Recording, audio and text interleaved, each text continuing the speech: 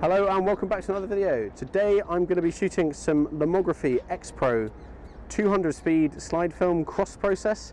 Not really sure what to expect. I'm not really a Lomography shooter habitually, but I was gifted this roll by a friend of mine and I thought it is sort of interesting. I haven't seen it, so maybe other people haven't seen it.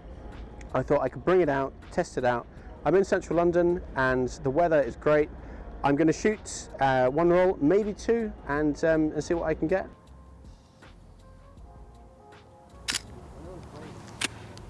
There we go, first shot. So this red glow, the light leak on either side of the frame, I think might actually be to do with the film being slightly expired. It was stored in the fridge, but it's a couple of years over its date, and I guess that the cross-process effect does give the whole thing a bit of unpredictability. I like the image though. I was originally annoyed when the guy sat on the bench, but I decided to take the photo anyway, and this one's come out quite well.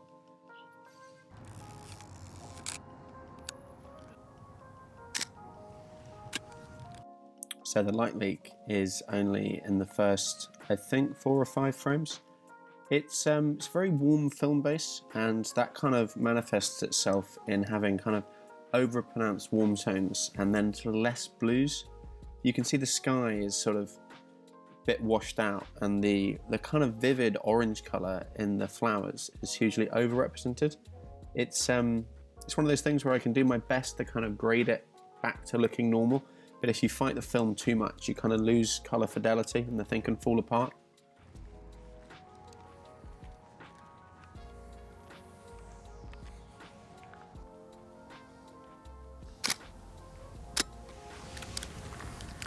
I thought it'd be fun to photograph a recognisable building like Buckingham Palace because the film is known for having quite wacky focus shifts. Well, not focus shifts, colour shifts. It might have very little exposure latitude.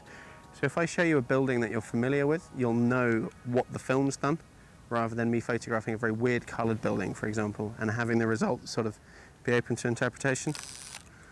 I'm rifling through this film. I've already shot 4 shots, so I maybe should slow down a little bit. But that is just a classic tourist shot. I mean, how can you resist? Here's a shot of Buckingham Palace. The highlights in this shot are a little bit blown out. There's very little blue left up there. But the shadow detail in the facade of the building is actually quite impressive. You wouldn't pick this film for kind of wide dynamic range or kind of technical photography. But if you're giving it a go, then it's no slouch. I mean, it's performing quite well. Here's a shot looking down one of the lakes in St James's Park. I feel like this is the only shot where I don't hugely mind the light leak. Feels a bit heretical saying that, but in this image I feel like the warm tone of the kind of orange glow actually adds something to what would be a bit of a drab scene with just the blue and the green. I don't know, what do you guys think?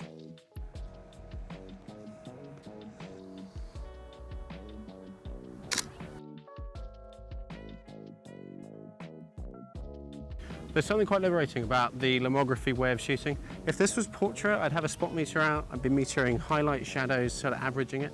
But now that I'm using this, and now that I know, not only is it going to be a wacky colour scheme, not only is it expired, I'm kind of just trusting whatever the meter in the camera says.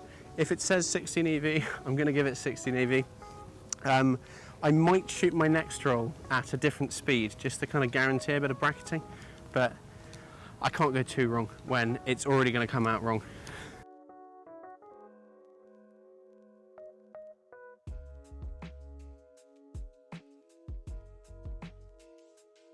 Here's a shot of some blossom, and I really like how the colours have come out here. It's got a kind of depth to it, especially the magentas, that gives it like a nostalgic feeling. I feel like the colours might not be accurate, but they're not sort of displeasing to the eye.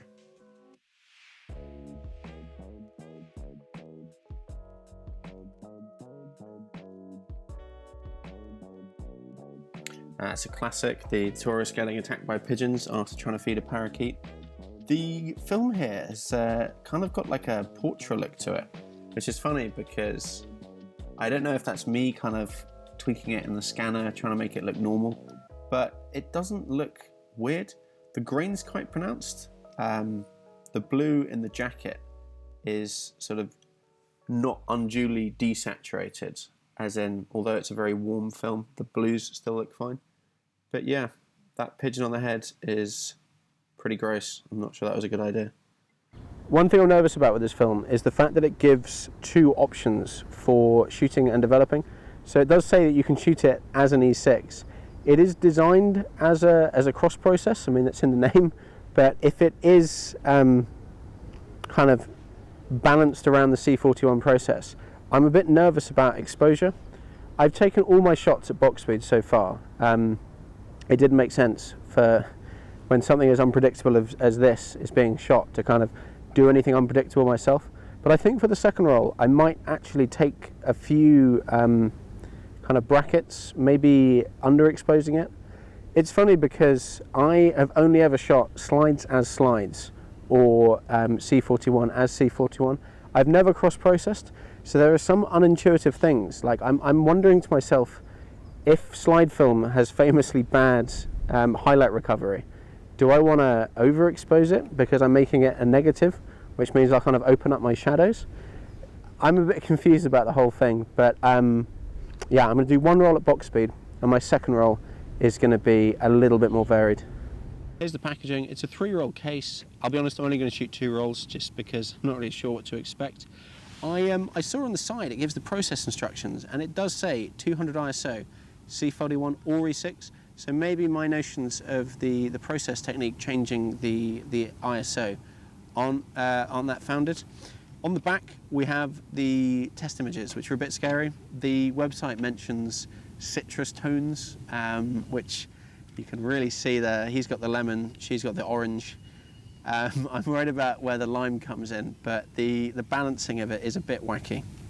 So we walked over Westminster Bridge, and I turned back just to take this shot of a scaffold-clad Big Ben in the kind of midday sun. The film isn't got a great dynamic range, but I guess if you're looking for dynamic range, I mean, I've said this before, you're not going to be shooting cross-processed. Here's a shot of the boats on the Thames, and yeah, there's a bit of blue in the sky. It still has that kind of overriding warmness to it. So I guess could be a look you want to go for. So I stopped for some food and accidentally slipped and fell and had 2 beers. So I got this strap on as like a safety thing. But think of this as me leaning into Lomography, right? Doesn't have to be in focus. I don't really care about the corrected sort of horizontal or vertical. This is just going to be art, yeah. So this is actually my favourite shot. It was funny using the Hasselblad for that kind of zone focus, firing from the hip. But I saw the woman with the 2, what are these, French bulldogs, and I thought I'll give it a go. It's that funny arm pose she's got as well, kind of holding the lead up. I'm not really sure what's going on, but fun shot. I like the red and the kind of blue at the top with the little kind of bit of colour in each corner. So this shot's taken back down the Thames, looking back towards Parliament and Big Ben. You can actually see Big Ben kind of just at the top right of the scene. The film is just kind of pleasingly warm. Kind of looks like I've shot it through a warming filter or something. You can see that the sun is getting low. I mean, it is a kind of afternoon shot, but yeah, quite a pleasing colour palette. So normally I don't take pictures of this because everyone and their nans takes pictures of this. But in the spirit of Lomography today, I'm going to shoot this without using the viewfinder or the meter. So focus up, because this is key. Right, we're going to go with 125 at f4, and I reckon these lads are about 7 meters away. Right, let's give it a go.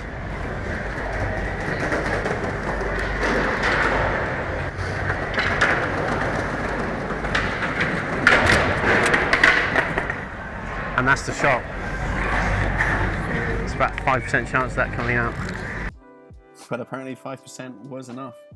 The highlights are a bit blown. I mean, it's not the best shot.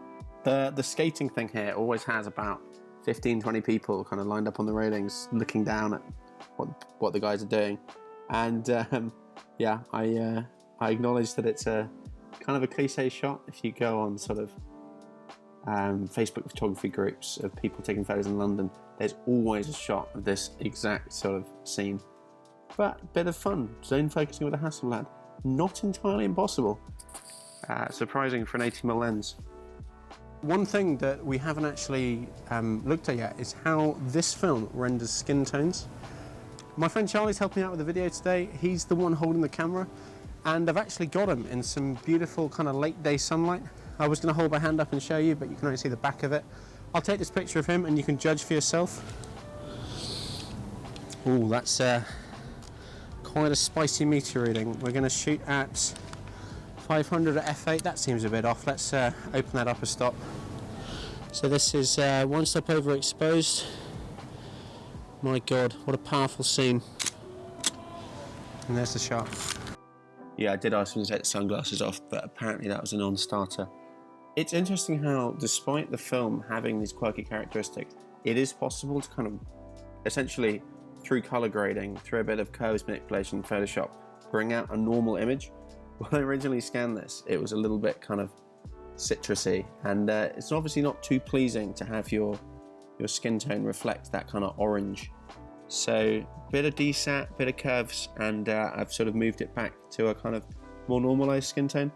I don't know if this is a film you'd buy specifically if you were shooting portraits, but if you like that kind of little hint of, I guess, like quirky nostalgia that the colour palette gives, it doesn't work too badly.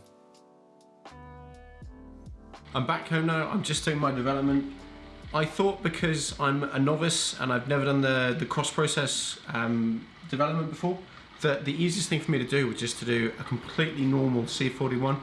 I have increased the blicks by a minute. My thinking there was that apparently it depletes the chemistry more, which to my mind means that it kind of does more. So I thought I'd just give it a bit of extra time. But I've done 3 minutes 45 on the development, and hopefully something comes out. Because the box and a lot of the marketing material references these kind of orange tones, I'm really expecting to get a very blue negative, which is weird, right? Because obviously they normally have the orange mask and they come out orange. So I'm not going to bore you with the development stuff. I'm just going to kind of get on with this. The next shot is me holding up some negatives. Let me just hold that up and get it in front of my face so the camera chooses this. Yeah, not great, not what I was hoping for.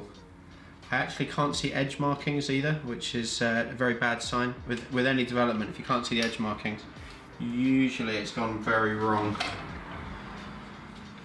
Here we go. Right.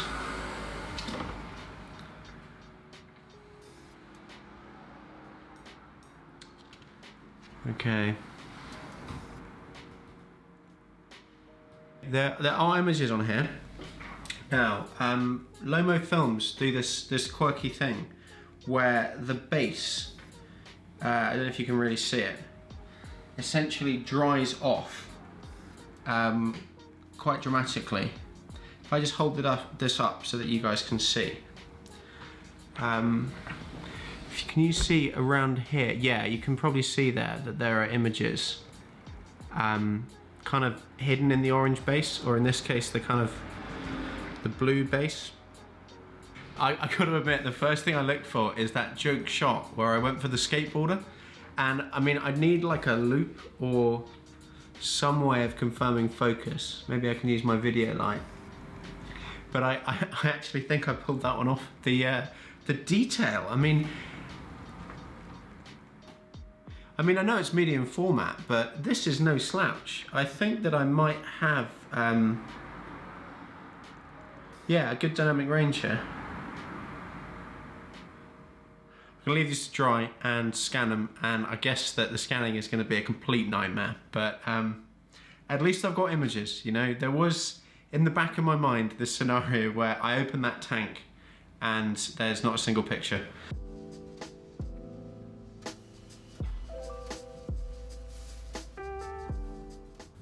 So scanning this film was an absolute nightmare. I've actually got a sheet of it here, and as you can see, just leaving it on my desk for a couple of minutes has got it to completely roll back up. It's not the worst thing in the world. My strategy was to put it under heavy books for a kind of 3 or 4 days just to kind of press some of it out. I've got just an Epsom flatbed, so once you can get it into the frames, it's like relatively flat, at least for scanning.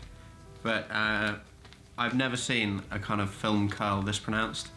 It's yeah, it's likely to be a function not just of the cross process, but also just that it was slightly expired.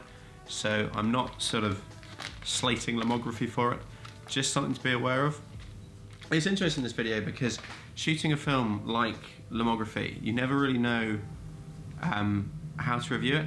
The people that shoot this film, they aren't going for the kind of the highest accuracy and the kind of the best dynamic range. They're kind of going for that film look, that kind of analog feel, where the colors might shift a bit, they might have some light leaks, they might have some kind of grain that's quite pronounced. And I got all of those things through varying levels of intention. The light leaks I could have done without, but then the colors, they weren't accurate, but they looked great. The warmth to it is pleasing. You kind of look at the pictures and it looks a bit like they've been through a couple of Instagram filters. They've been pushed around a bit. You know how like a kind of JPEG that gets pulled around in Photoshop kind of loses some, I guess, sort of color accuracy, or even sort of with the blues, it kind of falls apart a bit. You're wondering if the film can actually handle that kind of adjustment. If you like the look, then go for it. I mean, you might not get the same results as me. I guess that's kind of the fun of the cross process, or just the fact that I've shot something that is a little bit expired. But yeah, stay tuned. I mean, I think the next video is going to come out at next Sunday. It won't be quite as unpredictable as this one. I think I might review one of the M lenses that I use on my Leica, because put Leica in the title, I'll get an extra 1,000 views. But stay tuned. If you want to see that video, then click the subscribe button, and if not, here's my outro music.